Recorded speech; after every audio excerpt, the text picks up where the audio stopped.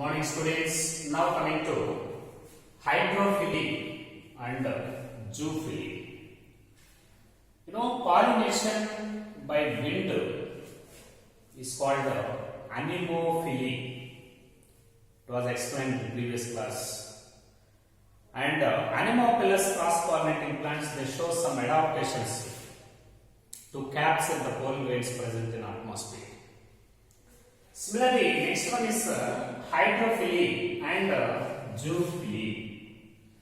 Hydrophily, pollination by water. Pollination by water is called hydrophily. This is hydrophily. Hydro means water. Pollination by water is called hydrophily. So actually this hydrophily is quite rare.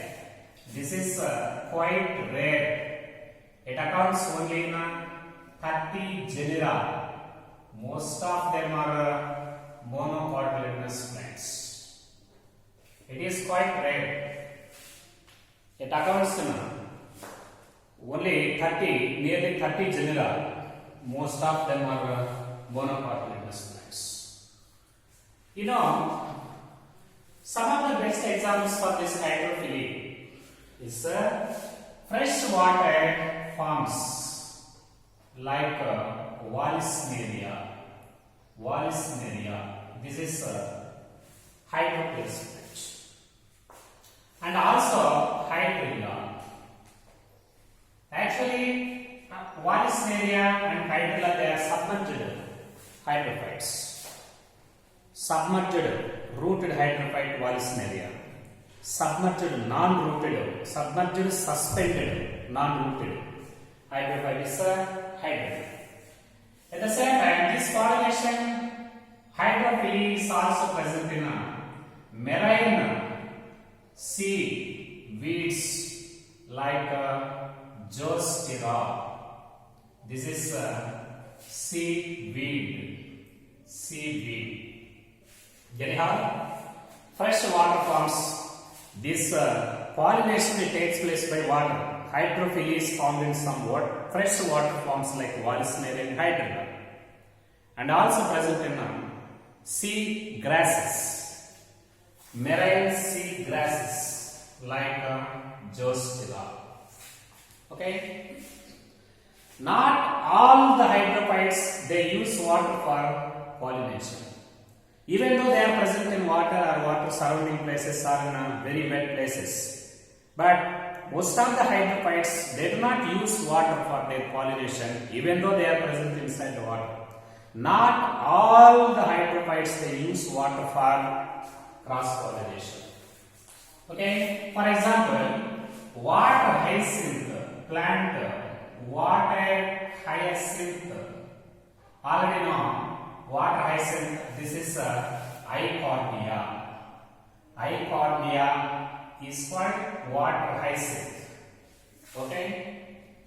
This is also called Terror of Bengal, and it shows rapid vegetative reproduction by means of offsets.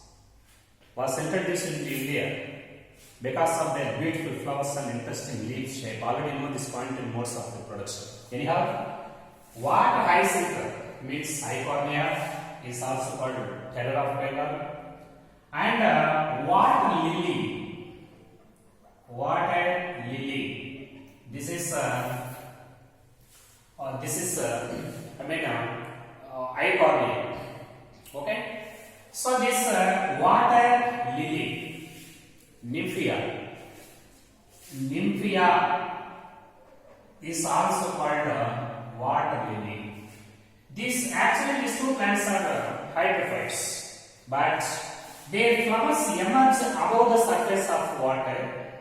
Because of this reason, they are pollinated by either by insects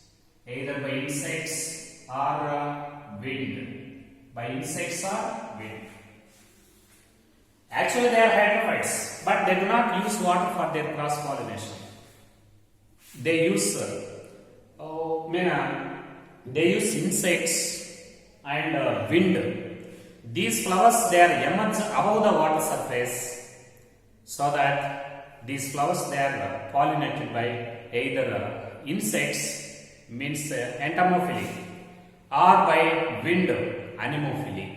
So, not all the hydrophytes they use water for their cross pollination, even though they are present inside the water. For example, water hyacinth Eichhornia, water lily Nymphia, their flowers emerge above the water surface and are pollinated by either wind or insects. Similarly, in case of Vallisneria, so this Vallisneria is one of the rooted submerged hydrophytes. Okay, for example, this is water surface and this is soil. These plants they contain long ribbon-shaped leaves and are much rooted. Now these female flowers they reach the surface of water.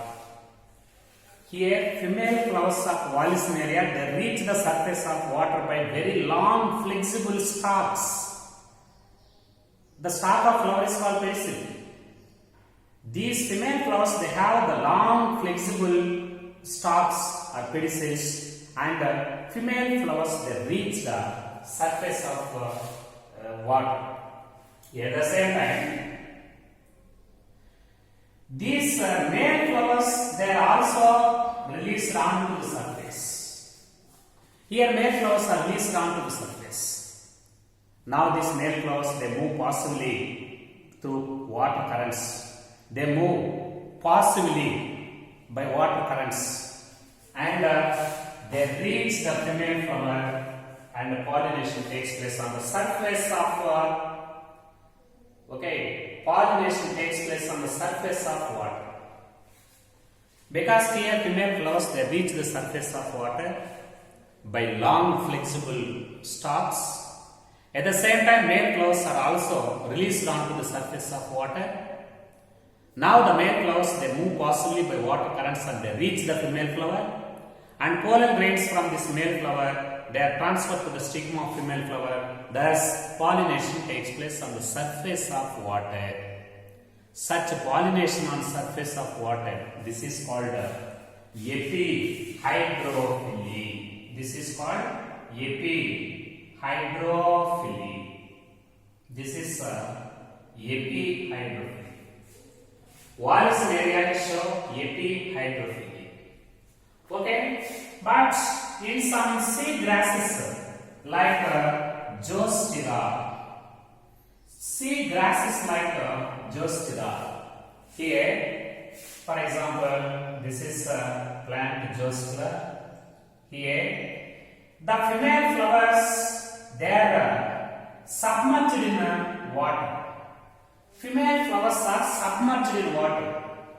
They do not emerge above the water surface like this. They are submerged inside the water. At the same time, the long ribbon-shaped pollen grains they are also released inside the water from the female flowers. Long ribbon-shaped pollen grains they are released inside the water from male flowers. Now, the long ribbon-shaped pollen grains they move by water currents. They move passively inside the water and they reach the female flower and they transfer to the stigma. Thus, pollination takes place below the surface of water. Pollination takes place inside the water, means below the surface of water. So that this pollination process in Zostera is called epi or hypohydrophily. This is called hypo means lower, below, hypohydrophily. Very, very important. What is the position of male and female flowers of Vallisneria and Zostera? In Vallisneria, female flowers they reach the surface of water. Male flowers are released onto the surface of water, and male flowers they transfer to the female flower and pollination takes place on the surface of water. That is epihydrophily. But what about the position of male and female flowers of Zostera? Female flowers in Zostera they are submerged in water, and male flowers are also submerged in water and they release pollen grains, ribbon-shaped pollen grains inside the water. Now these ribbon-shaped pollen grains, they move positively by water. They reach the female flower and pollination takes place inside the water, that is below the surface of water. So that this is called hypohydrophily. Okay. Now coming to another point, very important, zoophily. Zoophily. Students, very important points. Water pollinating plants and wind pollinating plants. Water pollinating and wind pollinated flowers have no nectar and no colorful. Okay. Why these flowers they will not produce nectar and colorful flowers? Actually, pollination in this hydrophily, pollination takes place abiotic factors like water and wind. There is no the need of attracting attracting substances. Actually, these plants they are pollinated by either wind and water. Wind and water they are abiotic factors. Because of these abiotic factors, there is no the need of attracting rewards of flowers. These flowers have no colorfulness and have no nectar because these flowers are pollinated by abiotic factors like wind and water. Okay. Floral rewards and colorful flowers and nectar and fragrance of the flowers generally it is present in animal pollinated plants, but not in wind and abiotic pollinated flowers. Now coming to other points, zoophily, very important. Pollination by different kinds of animals is called zoophily. Pollination by animals. Plants they use a wide variety of animals to transfer their pollen grains. This is the most abundant type of pollination. The most abundant type of pollination is zoophily. Plants they use different kinds of animals. Plants they use they use wide variety of animals for their cross pollination process. Okay.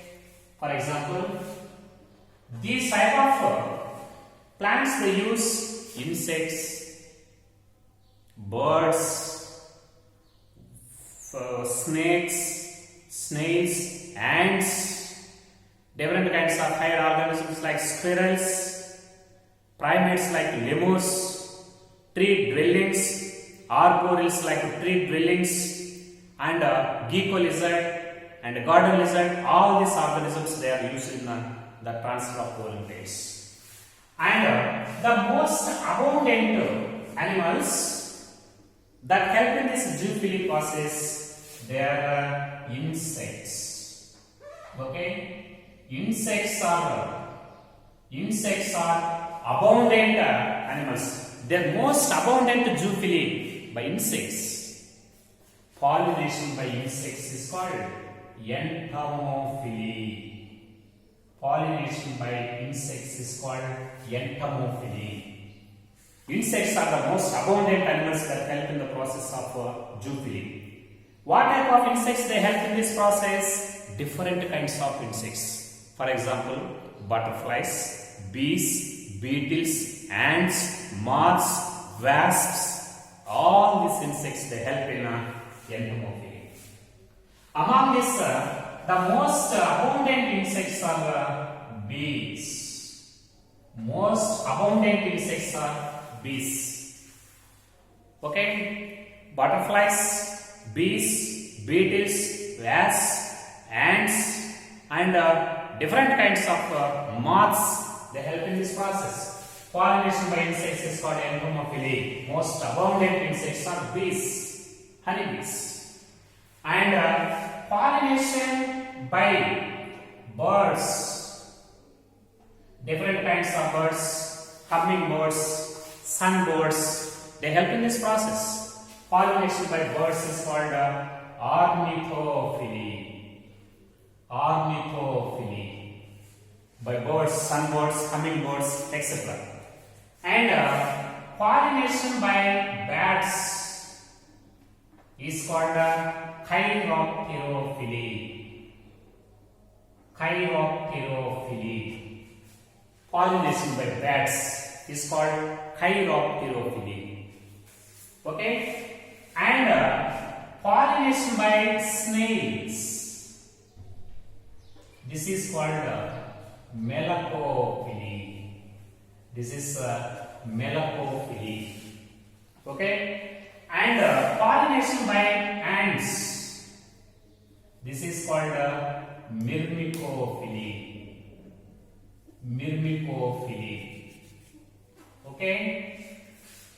And pollination by some reptiles like snakes. Okay? Pollination by snakes. This is called ophiophily. Ophiophily. Similarly, pollination also occurs by some higher animals like squirrels. Squirrels. This is called therophily. Therophily. Okay? And these type of pollinations, they occur by different kinds of animals. Matching question. Very, very important matching question. So, pollination by insects is called entomophily. Most abundant insects are honeybees. And by birds, ornithophily. By bats, chiropterophily. By snails, melacophily. By ants, myrmecophily. By snakes and ophiophily. By squirrels, therophily. You know, these pollination it also takes place by some higher animals. Lemurs, primates like lemurs. Primates like lemurs. Okay, and arboreals.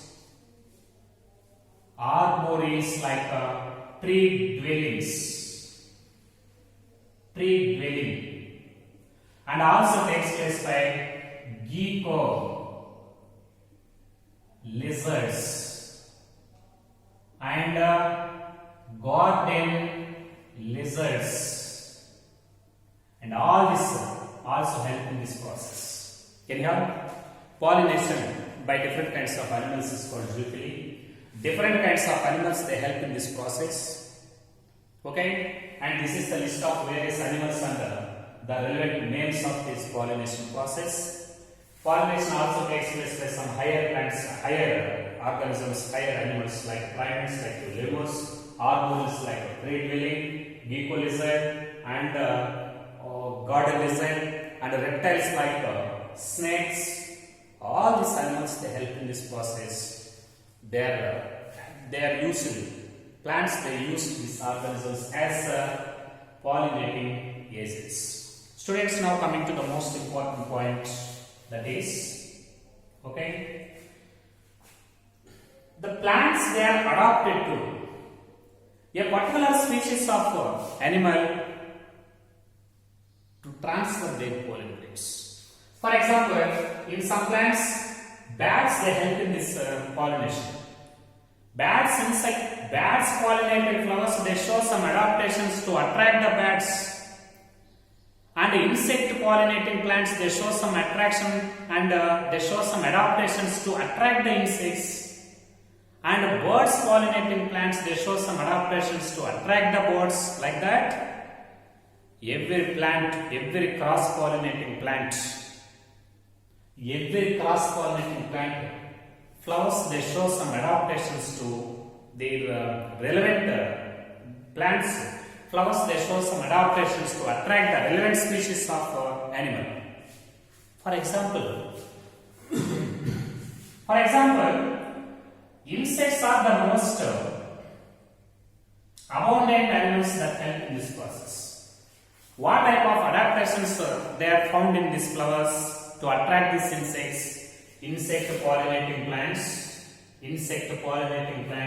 they produce colorful flowers. Colorful flowers. One. Okay. They produce tasty nectar and pollen. Okay. And fragrance. Fragrance means high sweet smell. Okay. Nectar. And if the flowers are in very small size, if the flowers are present in very microscopic or a very small size, all the flowers are parodied on the same axis to form the attractive and the conspicuous inflorescence. Conspicuous inflorescence. In case of small flowers, all the flowers are arranged into the conspicuous inflorescence. All these, they are the adaptations shown by the flowers that undergo entomophilous type of cross-pollination. To attract the insects, flowers they produce colorful flowers, nectar, pollen grains, tasty pollen grains, and fragrance, and conspicuous inflorescence arrangement. All these are the adaptations to attract the insects in insect pollinating plants. You know, some plants they are pollinated by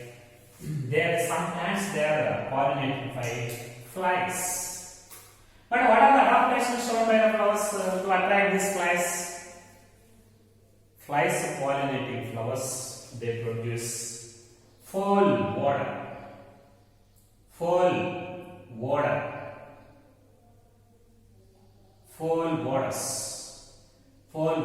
means bad smell. Okay? The flowers which are pollinated by flies, they produce full waters in flowers. That is one of the adaptations to attract these flies. These foul waters mean these flies they are attracted by these foul waters and visit the flowers, and they help in the cross-pollination process.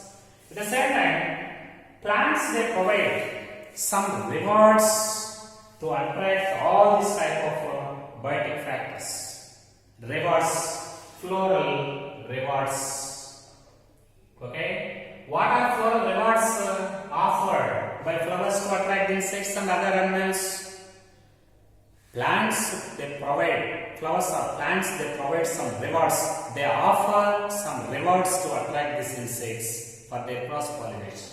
These floral rewards are one is tasty pollen grains.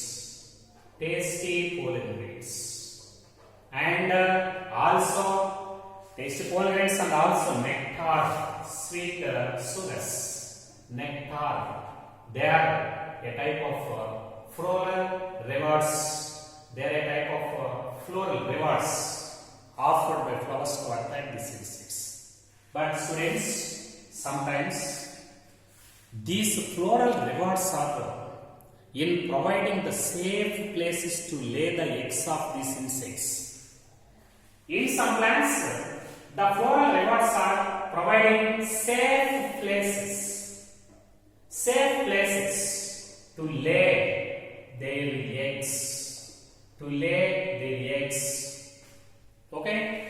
Not only nectar and tasty pollen grains, in some members this floral reward, it is in providing the safe places to lay the eggs of insects. For example, Amorphophallus.